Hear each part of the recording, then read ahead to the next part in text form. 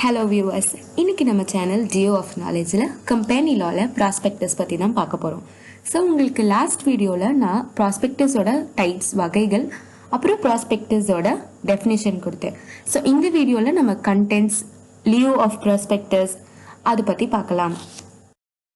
Okay viewers, இந்த ஸ்லைடில் நம்ம கண்டென்ட்ஸ் ஆஃப் ப்ராஸ்பெக்டஸ், அதாவது எந்தெந்த விஷயங்கள்லாம் ப்ராஸ்பெக்டஸில் நம்ம இன்க்ளூட் பண்ணலான்னு தான் பார்க்க போகிறோம். So first, name and address of the registered office of the company. அதாவது நான் கீழ் சொல்கிறது எல்லாமே இதில் இருக்கிற கண்டென்ட்ஸை தமிழில் சொல்லியிருப்பேன். ஸோ ஃபர்ஸ்ட் பார்த்தீங்கன்னா பெயர் மற்றும் முகவரி யாரோடதுலாம் அப்படின்னு பார்த்தாக்க பதிவு செய்யப்பட்ட நிறுவனத்தோட பெயர் மற்றும் முகவரி இருக்கணும். அப்புறம் பார்த்தீங்கன்னாக்க நிறுவனத்தின் செயலாளர், தலைமை நிதி அதிகாரியோடது, தணிக்கையாளர்களோடது, சட்ட செயலாளரோடது, வங்கியாளர்களோடது, அறங்காவலர்களோடது, எழுத்துறுதியாளர்கள் அல்லது அத்தகைய நபர்கள், இந்த மாதிரி பர்சன்ஸ் மேபி பிரிஸ்கிரைப், அதாவது பரிந்துரைக்கப்படலாம். இந்த பரிந்துரைக்கப்பட்ட எல்லா பர்சனோட நேம் அண்ட் அட்ரஸ் இதில் இன்க்ளூட் பண்ணியிருக்கணும். செகண்டாக பார்த்தீங்க அப்படின்னாக்க ஒதுக்கீடு கடிதங்கள். இந்த ஒதுக்கீடு கடிதங்கள் அதாவது என்னன்னா, நம்ம இஷ்யூ ரிலீஸ் பண்ணுறோம் இல்லையா, அந்த இஷ்யூவோட டேட் ஆஃப் ஓப்பனிங், என்னைக்கு அது ஓப்பன் ஆகுது, அதாவது என்னைக்கு அதை வெளியிடுறாங்க, அண்ட் க்ளோசிங் என்னைக்கு அது நிறைவுறுது அப்படின்ற டீட்டெயில்ஸ் அவங்க கொடுத்துருக்கணும். ஸோ தேர்டாக பார்த்தீங்க அப்படின்னாக்க இயக்குநர்கள் குழு ஒரு அறிக்கை கொடுக்கணும். அதாவது எப்படின்னா, வெளியீட்டு ரசீதுகள் வைக்கப்பட வேண்டிய தனி வங்கி கணக்கு, அதை பற்றின ஃபுல் டீட்டெயில்ஸ் அவங்க இதில் கொடுத்துருக்கணும். So consent of directors, auditors, bankers to the issue, experts opinion, அப்புறம் and of other such persons, அதாவது இயக்குநர்கள், தணிக்கையாளர்கள், வங்கியாளர்களின் ஒப்புதல் இருக்கணும். அது எல்லாமே அவங்க அக்செப்ட் பண்ணி அதை இந்த ஃபோர்த் ப்ராஸ்பெக்டஸில் அவங்க இன்க்ளூட் பண்ணியிருக்கணும். ஸோ நிபுணர்களின் கருத்து மற்றும் பரிந்துரைக்கப்படும் பிற நபர்களின் ஒப்புதலும் இருக்கணும். ஸோ இதில் fifth point under writing details, அதாவது எழுத்துறுதி விவரங்கள். எழுத்துறுதி விவரங்களை இவங்க இதில் ஸ்டேட் பண்ணியிருக்கணும், அட்டாச் பண்ணியிருக்கணும். Sixth authority for the issue and details of resolution passed for it. அதாவது பார்த்தீங்கன்னாக்க ஸோ வெளியிட்டதற்கான அதிகாரம், இவங்க எந்த அதிகாரத்தில் இந்த ப்ராஸ்பெக்டஸ் ரிலீஸ் பண்ணியிருக்கிறாங்க அப்படின்ட்டு, மற்றும் அதற்கான தீர்மானத்தின் விவரங்களை இவங்க இது கூட அட்டாச் பண்ணியிருக்கணும். சிக்ஸ்த் பார்த்தீங்கன்னா capital structure of the company in the manner may be prescribed.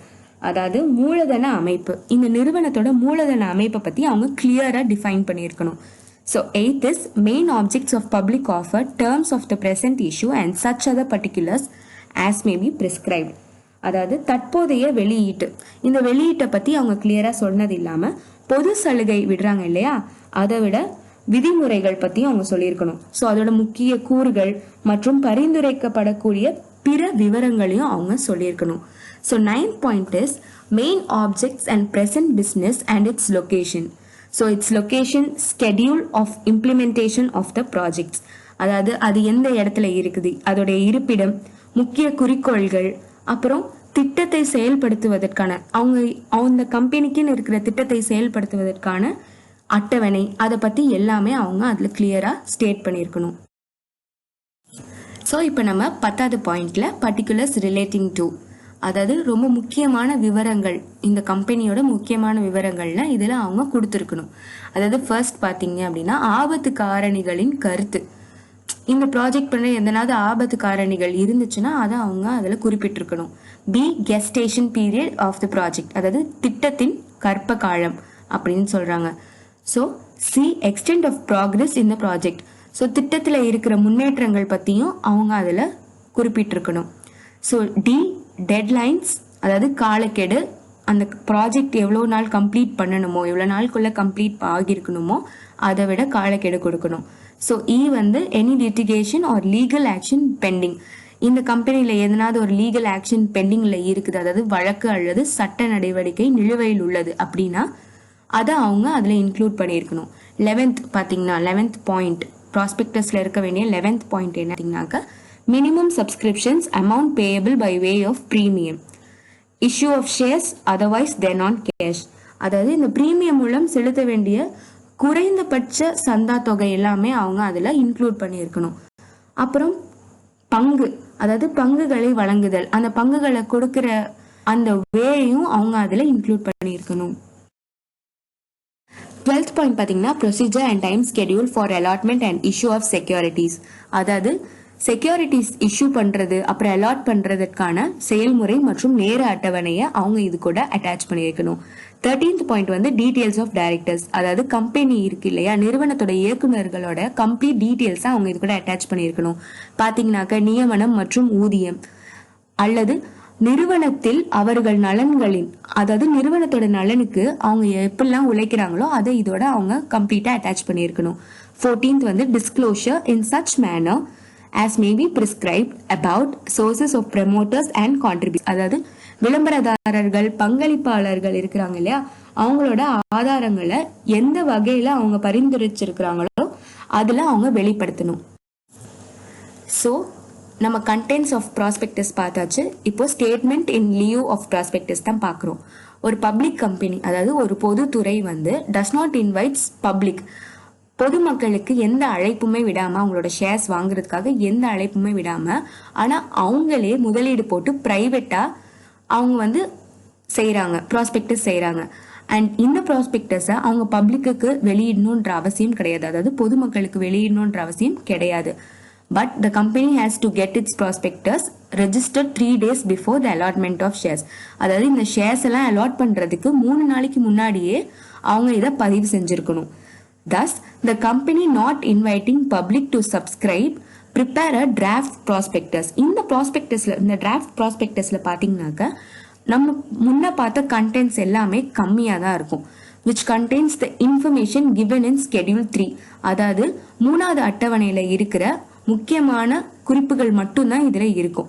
So such a draft prospectus, அதாவது கம்மிப்படுத்தப்பட்ட ரொம்ப முக்கியமான டீடைல்ஸ் மட்டும் இருக்கக்கூடிய prospectus is known as statement in lieu of prospectus.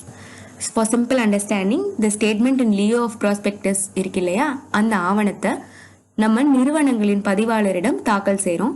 So அவர் பதிவு செஞ்ச பிறகு நம்ம அதை வெளியிடுவோம். பட் இந்த வெளியீட்டு பொதுமக்களுக்கு கிடையாது. இது வந்து பொதுமக்களை இன்வைட் பண்ணாது, அழைப்பு நம்ம விட மாட்டோம். ஸோ செகண்ட் பார்த்தீங்கன்னா, the statement must contain the signature of all the directors and their agents authorized in writings. It is similar to a prospectus but contains brief information. அதாவது இந்த அறிக்கையில் அனைத்து இயக்குநர்கள் அல்லது எழுத்துப்பூர்வமாக அங்கீகரிக்கப்பட்ட அவர்களின் முகவரிகள் கையொப்பங்கள் இருக்க வேண்டும். ஸோ இதுவும் ப்ராஸ்பெக்டஸ் மாதிரி தான். ஆனால் ப்ராஸ்பெக்டஸ் மாதிரி நிறைய கண்டென்ட்ஸ் இருக்காது, பட் சுருக்கமான தகவல்களை கொண்டது அப்படின்னு சொல்றாங்க. இப்போ நம்ம செக்ஷன் 23ல public offer and private placement பற்றி பார்க்க போகிறோம். பப்ளிக் ஆஃபர் அப்படின்னு என்னன்னு பார்த்தீங்கன்னாக்கா, ஒரு பொது நிறுவனம் அவங்களோட செக்யூரிட்டிஸை பொதுமக்களுக்கு ப்ராஸ்பெக்டஸ் மூலியமா வழங்குறது தான். ஸோ இதில் எந்த ஒரு தனிநபருமே ப்ராஸ்பெக்டஸ் பார்த்துட்டு செக்யூரிட்டிஸ் வாங்குறதுக்கு முன் வரலாம். பிரைவேட் பிளேஸ்மெண்ட்ல பார்த்தீங்கன்னா அப்படி கிடையாது. ஒரு குறிப்பிட்ட முதலீட்டாளர்களுக்கு மட்டும்தான் இதை அவங்க வழங்க முடியும். ஸோ இதில் எல்லாராலையும் பங்கு பெற முடியாது. இப்போ moving on to section 26. So 26(6)ல என்ன சொல்றாங்கன்னா, delivery of copy to registrar, அதாவது ப்ராஸ்பெக்டஸோட காப்பியை பதிவாளருக்கு கொடுக்கணும், நகலை அவங்களுக்கு கொடுத்துடணும். 26(7)னா registration of prospectus by registrar, அதாவது ரெஜிஸ்ட்ரார் வந்து இந்த ப்ராஸ்பெக்டஸை ரெஜிஸ்டர் பண்ணணும், பதிவு செய்யணும். 26(8)ல என்னன்னு பார்த்தீங்கன்னா, date of issue after registration, register பண்ண பிறகு எந்த நாளையில இதை அவங்க வெளியிடுறாங்களோ அதையும் அவங்க இது கூட இன்க்ளூட் பண்ணியிருக்கணும். ஸோ 26(9)ல பார்த்தீங்கன்னாக்கா, கான்ட்ராவென்ஷன் ஆஃப் த ப்ரொவிஷன்ஸ், அதாவது ஏதாவது கொடுக்கப்பட்டிருக்க ப்ரொவிஷன்ஸை, கொடுக்கப்பட்ட விதிகளை அவங்க மீறி இருந்தாங்க அப்படின்னா அபராத கட்டணம் அவங்க செலுத்தும்படி ஒரு நிலைமை வந்துடும். அது நாட் லெஸ் தென் 50,000 rupees, அதாவது 50,000 ரூபாய்க்கு கம்மியாகவும் இல்லை, அதே மாதிரி 3 லட்சம் ரூபாய்க்கு இருக்காது. ஸோ இல்லைன்னா இது ரெண்டுமே சேர்த்தாப்புல அவங்க அபராத கட்டணம் செலுத்த வேண்டும். இந்த ஸ்லைட்ஸ்ல நம்ம செக்ஷன்ஸ் பார்க்கலாம். செக்ஷன் 27ல என்ன சொல்றாங்கன்னா, கொடுக்கப்பட்டிருக்க ஒப்பந்தத்திலேயோ இல்ல பொருட்கள்ல ஏதாவது மாற்றம் இருந்தா தெரிவிக்கப்படணும். செக்ஷன் 28ல வந்து சர்டன் மெம்பர்ஸ்க்கு வந்து சேல் மட்டும் விற்பனைக்கு விடுறதுக்கான அதிகாரம். செக்ஷன் 29ல வந்து public offer of securities to be in dematerialised form, அதாவது பொதுமக்களுக்கு கொடுக்கிற செக்யூரிட்டிஸ் வந்து காகித வடிவ பத்திரங்களா மட்டும்தான் இருக்கக்கூடும். செக்ஷன் 30 பார்த்தீங்கன்னா, அட்வர்டைஸ்மெண்ட் ஆஃப் ப்ராஸ்பெக்டஸ், அதாவது ப்ராஸ்பெக்டஸ் வெளியிட்டதற்கான விளம்பரம் கொடுக்க வேண்டும். So moving on to who can சூ அண்டர் செக்ஷன் 34, 35 and 36, 37. யார் வழக்கு தொடரலாம்? எந்த ஒரு தனி நபராகவும் இருந்தாலும் சரி, இல்லை குரூப் ஆஃப் பர்சனாகவும் இருக்கலாம், இல்லை எனி அசோசியேஷன் ஆஃப் பர்சன்ஸாக இருக்கலாம். அவங்க இதில் அஃபெக்ட் ஆயிருக்கணும். எப்படின்னு பார்த்தீங்கன்னா, ஒரு தவறான அறிக்கையாலேயோ இல்லை ஏதாவது ஒன்று சேர்த்தல் அல்லது விடுத்தல். இந்த ப்ராஸ்பெக்டஸில் ஏதாவது அவங்க சேர்த்திருக்கலாம் கம்பெனி, இல்லைன்னா விட்டுருக்கலாம். ஸோ இதனால யாராச்சும் எஃபெக்ட் ஆயிருக்காங்கன்னா அவங்க செக்ஷன் 34, 35 and 36, 37க்கு அடியில் அவங்க வழக்கு தொடரலாம். இப்போ நம்ம statement deemed to be untrue அப்படின்ற டாபிக் தான் பார்க்குறோம். ஒரு ப்ராஸ்பெக்டஸை எப்போ நம்ம ஃபால்ஸ் அப்படின்னு நம்ம நிராகரிக்கிறோம் அப்படின்னு பார்த்தீங்கன்னாக்க, உண்மையற்றதாக கருதப்படும் அறிக்கை. இது எப்போ நடக்கும் அப்படின்னாக்க, ஒரு ப்ராஸ்பெக்டஸில் அந்த company false context, false form of ஒர்க்ஸ்லாம் கொடுத்துருந்தாங்க, அதாவது அவங்க தவறான அறிக்கைகளை வெளியிட்டிருந்தாங்க அப்படின்னா அதை நம்ம ஃபால்ஸ் ப்ராஸ்பெக்டஸாக, தவறான ப்ராஸ்பெக்டஸாக தான் பார்ப்போம்.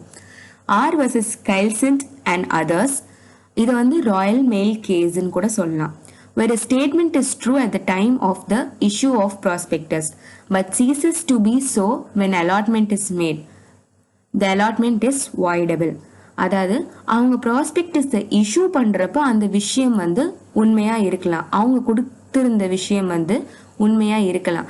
ஆனால் அலாட்மெண்ட் பண்ணுறப்போ அந்த விஷயம் நிராகரிச்சிருக்கலாம், இல்லை மறைஞ்சு போயிருக்கலாம். ஸோ அப்படி இருந்தாக்க இந்த அலாட்மெண்ட் எடுக்கிறாங்க இல்லையா, இது வாய்டபிள், அதாவது என்ஃபோர்ஸபிள் தான் அப்படின்னு சொல்கிறாங்க. So moving on, placement without prospectors. இந்த பிளேஸ்மெண்ட் நம்ம ஏற்கனவே பார்த்த மாதிரி, the process of issuing securities through such method is a kind of private placement. So இதர ஆவணங்கள் எல்லாமே பப்ளிக், அதாவது பொதுமக்களோட பார்வைக்கு வெளியிட மாட்டாங்க பிரைவேட் பிளேஸ்மெண்ட்டை பொறுத்த வரைக்கும். ஸோ குறிப்பிட்ட நபர்கள், அதாவது குறிப்பிட்ட முதலீட்டாளர்களுக்கு மட்டும்தான் இதை அவங்க சர்க்குலேட் பண்ணுவாங்க. ஸோ இந்த குறிப்பிட்ட முதலீட்டாளர்களுக்குமே எந்த ஒரு அங்கீகாரமும் கிடையாது கொடுக்கப்பட்ட ஆவணத்தை அவங்களுக்கு தெரிஞ்ச எந்த ஒரு நபருக்கும் ஷேர் பண்ணுறதுக்கு. ஸோ இந்த பிரைவேட் பிளேஸ்மெண்ட் பார்த்தீங்கன்னாக்க slipping into the hands of banking, அதாவது வங்கிகளும் மற்றும் ஃபினான்ஷியல் இன்ஸ்டிடியூஷன்ஸ், அதாவது நிதி நிறுவனங்களில் தான் இப்போ அது மோஸ்ட்டாக யூஸ் ஆகுது. ஸோ ப்ராஸ்பெக்டஸில் என்னென்ன ரிப்போர்ட்ஸ் கொடுக்கணும்னு பார்த்தீங்கன்னா, நிறுவனத்தோட தன்னிக்கையாளர்கள் பற்றின குறிப்பு கொடுத்துடணும். செகண்டாக பார்த்தீங்கன்னா, கடந்த 5 வருட காலத்திற்கான லாப நட்டங்கள் தொடர்பான அறிக்கைகளும் அவங்க கொடுத்துடணும். தேர்டாக பார்த்தோம்னாக்க, reports made in prescribe matter by the auditors, அதாவது தன்னிக்கையாளர்கள் செய்யக்கூடிய ஆடிட்டிங் இருக்கு இல்லையா, அது 5 வருட நிதி ஆண்டுக்கான profits and losses of the பிஸ்னஸை பற்றி சொல்லியிருக்கணும். அதாவது லாபம் மற்றும் நட்டத்தை பற்றி அவங்க அதில் குறிப்பிட்டிருக்கணும். Last day of accounts not exceeding 180 days, அதாவது 180 நாட்களுக்கு மேற்பட்ட எந்த ஒரு அக்கௌண்ட்ஸுமே அது கூட அட்டாச் ஆகியிருக்க கூடாது. அடுத்தா பார்த்தீங்கன்னா, ரிப்போர்ட்ஸ் அபவுட் த பிஸ்னஸ், அதாவது வணிகம் குறித்த அறிக்கைகள். And thus disclosures should give true and fair view of company's position. அதாவது டிஸ்க்ளோசர்ஸ் எப்பவுமே கம்பெனியோட உண்மை தன்மையை பற்றி மட்டும்தான் பேசணும். New Brunswick etcetera co versus Muggeridge Kindersley கேஸில் பார்த்தீங்க அப்படின்னாக்க, கோர்ட் ஒரு கோல்டன் லெகசி முன் வைக்கிறாங்க. It is the duty of those issue the prospectus to be truthful in all aspects. அதாவது யார் இந்த ப்ராஸ்பெக்டஸை வெளியிடுறாங்களோ அவங்க எல்லா விதத்துலையும் உண்மையாக இருக்கணும். Everything should be stated with strict accuracy. அவங்க குறிப்பிட்டிருக்கிற எல்லா விஷயங்களும் அக்யூரேட்டாக இருக்கணும் அப்படின்னு சொல்றாங்க. Nothing should be omitted or included which affects the nature and quality of the company. So எந்த ஒரு விஷயத்தையும் அவங்க விடுபட்டு போயிருக்க கூடாது, இல்லை அவங்க இன்க்ளூட் பண்ணியிருக்க கூடாது. ஸோ அவங்க ஏதாவது விஷயம் சேர்த்துருந்தாங்களோ இல்லை விட்டுருந்தாங்கனாலோ அது அந்த கம்பெனியோட குவாலிட்டி, அதாவது தரத்தை தான் பாதிக்கும். True nature of the company must be disclosed, அதாவது இந்த கம்பெனியோட உண்மை தன்மையை அவங்க இதோட டிஸ்க்ளோஸ் பண்ணணும். Any inducements results in misrepresentation, ஏதாவது தவறான செயல்கள் இருந்துச்சுன்னா அது மிஸ்ரெப்ரசன்ட் ஆகிரும், கம்பெனிக்கு ஒரு பெரிய ஃபால்ட் ஆகிரும். இப்போ இந்த 5மே கோல்டன் லெகசியோட சிம்பிள் அண்டர்ஸ்டாண்டிங் பாயிண்ட்ஸ் தான். ஸோ ஃபர்ஸ்ட் பார்த்தீங்கன்னா, எல்லா விஷயங்களுமே உண்மையாக இருக்க வேண்டியது ரொம்ப அவசியம். இது அந்த ப்ராஸ்பெக்டஸ் ரிலீஸ் பண்ணுறவங்களோட ஒரு கடமை கூட ஆகும். ஸோ செகண்ட், எல்லாவற்றையும் கண்டிப்பான துல்லியத்துடன் கூற வேண்டியது அவசியம். தேர்ட் பார்த்தீங்கன்னா, நிறுவனத்தின் இயல்பு மற்றும் தரத்தை பாதிக்கும் வகையில் எதையும் விட்டுவிடக்கூடாது அல்லது சேர்க்கப்படக்கூடாது.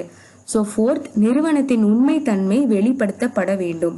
ஃபிஃப்த் இஸ் எந்த ஒரு தூண்டுதல்களும் தவறான பிரதிநிதித்துவத்தை விளைவிக்கிறது. அதாவது எந்த ஒரு இன்டியூஸ்மெண்ட் வந்து மிஸ்ரெப்ரசன்டேஷன் ஆகும் அப்படின்னு சொல்றாங்க. எந்த ஒரு தூண்டுதலாலும் ஒரு கம்பெனியோட ப்ராஸ்பெக்டஸ்ல தவறு ஏற்படுத்திடக்கூடாது.